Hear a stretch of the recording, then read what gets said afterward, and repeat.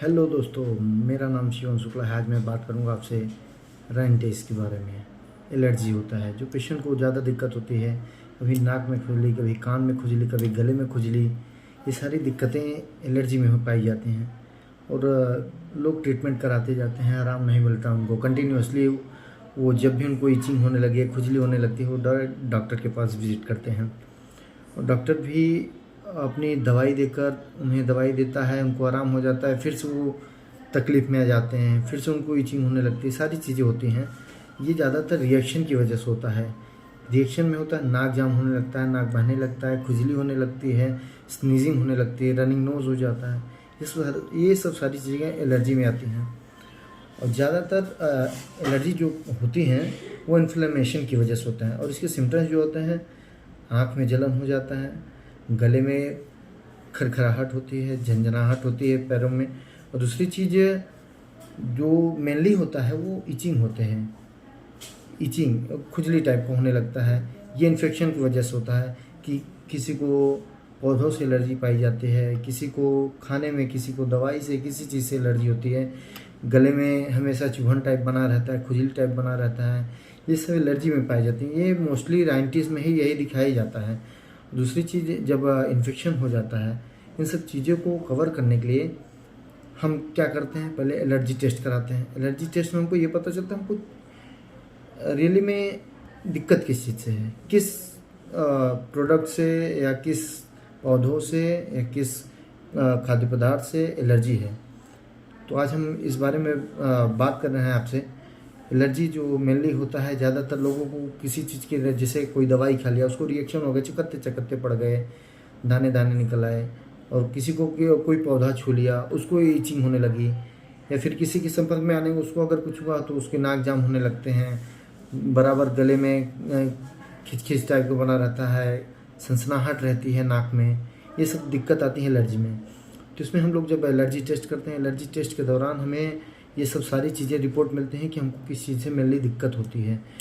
कभी कभी लोगों को सबसे ज़्यादातर एलर्जी जो पाई जाती है वो धूल से पाई जाती है। हाउस डस्ट माइट से धूल, जो घर की धूल होती है, या फिर चावल की धूल होती है, गेहूं की धूल होती है, ये सब ज़्यादातर एलर्जी में ही आता, इंक्लूड किया जाता है। लोग पकड़ नहीं पाते, उसकी कंटिन्यूटी दवाई करते रहते हैं, 1-2 दिन खाए, ठीक हो गए, फिर से वो दिक्कत शुरू हो जाती है। तो इसमें क्या होता है, इसमें हम लोग क्या करते हैं, मेनली इसमें हम लोग ट्रीटमेंट देते हैं, कुछ मेडिसिन देते हैं, और दूसरी चीज़ें इम्यूनोथेरेपी की जाती है। इम्यूनोथेरेपी में क्या है, पेशेंट की 1-1.5 साल की इम्यूनोथेरेपी होती है। जैसे वैक्सीनेशन होता है, वैक्सीनेशन में क्या करते हैं, हम उनके एंटीडोज मंगाते हैं। जैसे अब हमको हाउस डस्ट से दिक्कत होती है, घर की धूल से दिक्कत है, या चावल की दिक्कत, किसी को कॉकरोच से दिक्कत होती है, किसी को चूहे से दिक्कत होती है, इन सब चीज़ों से जिसको दिक्कत होती है, एलर्जी बनी रहती है। ज़्यादातर लोग आप देखेंगे उनको छींक आने लगती है, खांसी बनी रहती है, और कभी कभी लोगों को क्या दिक्कत होती है कि उनको बरसात के समय में ईचिंग ज़्यादा होती है। बरसात के समय वो ज़्यादा परेशान हो जाते हैं, वो डॉक्टर के पास कंटिन्यूटी विजिट करते हैं कि हमें आराम मिल जाए।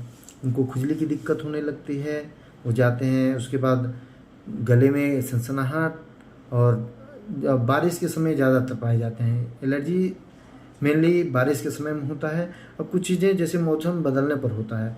कभी कभी किसी को सर्दी जुकाम हो जाता है, मौसम बदलने पर वो दिक्कत होती है। वो जब तक मौसम उनके रेंज में होता है तब तक वो अपने आप को फुली कंफर्टेबल नहीं फील करते हैं, इसलिए वो एलर्जी से ज़्यादा दिक्कत में। इसमें हम लोग एलर्जी जब टेस्ट करें उसके बाद इम्यूनोथेरेपी करते हैं। इम्यूनोथेरेपी में हम लोग एंटीडोज मंगाते हैं।